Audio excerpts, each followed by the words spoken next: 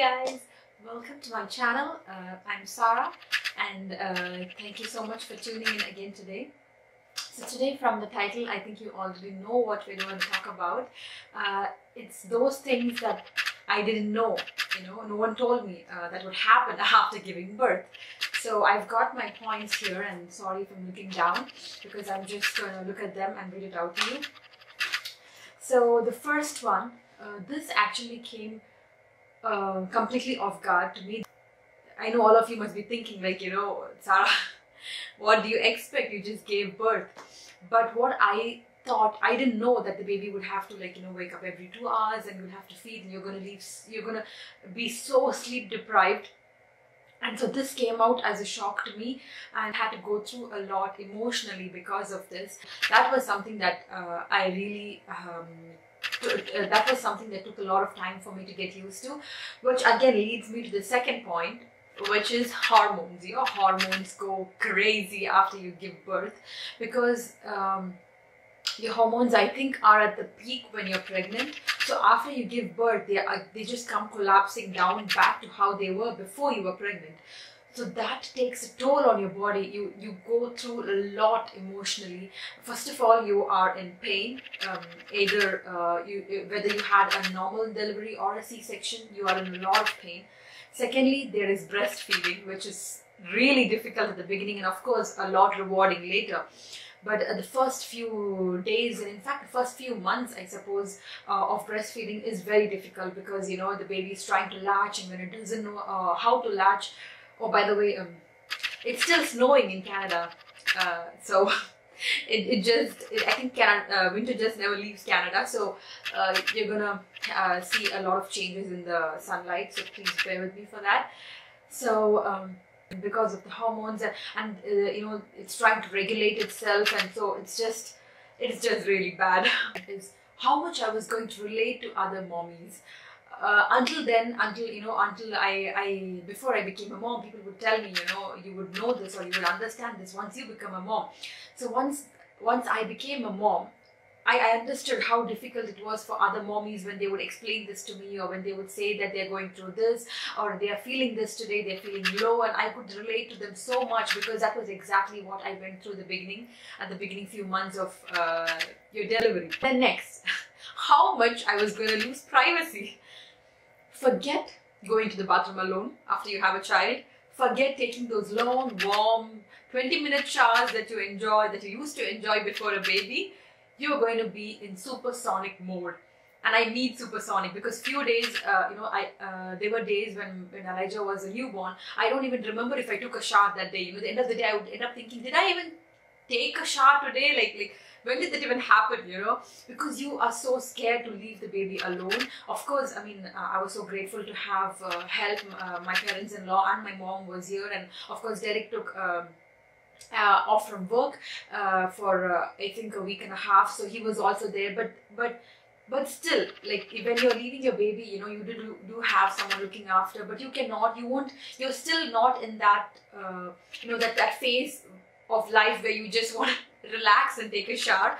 I started to take those showers literally after 4 months, I think, because I had to wait for Derek to come back from work. In fact, even now there are days when I'm so afraid to go take a shower when Elijah is sleeping. He's 13 months old, and so I just keep hearing these. I think they're called phantom cries. That the minute I enter into the shower, that's when I feel like he's crying, but then he doesn't.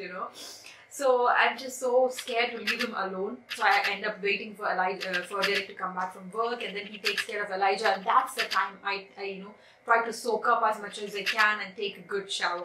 Extent I would go to keep my baby happy, and this means losing self-respect in public, because I remember, you have no idea how many times outside we are probably in a restaurant when Elijah starts crying, and I just do everything that I can to make him smile, make these funny faces and funny noises. I have no idea what people think when they're around me, but you just cannot do anything. You just want to make your baby happy at that point, and you would do everything to keep him happy. It was this time, I think, when he was just a newborn. I was so afraid to change his clothes because they are so feeble at that point when they are probably just a month or two old. It took a lot of time. I think probably even after he was 3 months was when I was able to, like, you know, when his head was still like his head wasn't wobbly. That was when I was able to, like, properly change his clothes with confidence. But before that I would be so afraid to even put anything through his head, you know. Be it a onesie, or so I would always end up like using a lot of sleepers, because that's something you just button them up from down. So that was something I was very afraid, and I think that is something every mother goes through at the beginning, is how much you would be immune to baby fluids on you.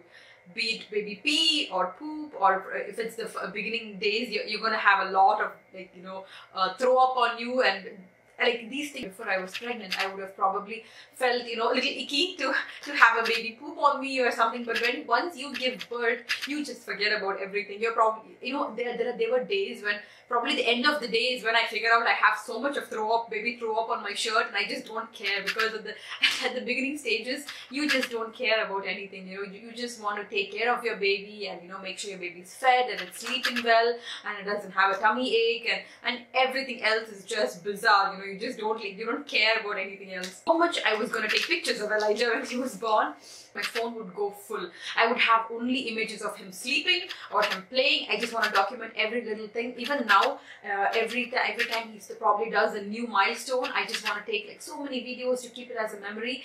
And those are the things that, you know, that even now when I look back at images or videos of Elijah when he was a newborn, those give me so much of happiness, and sometimes make me feel sad, you know, that they grow up so fast, and you just want to take him, soak in all those sweet baby cuddles as much as you can, because, you know, little do you know that in a few years they're going to just go off to school, and all this is going to be, like, you know, a memory.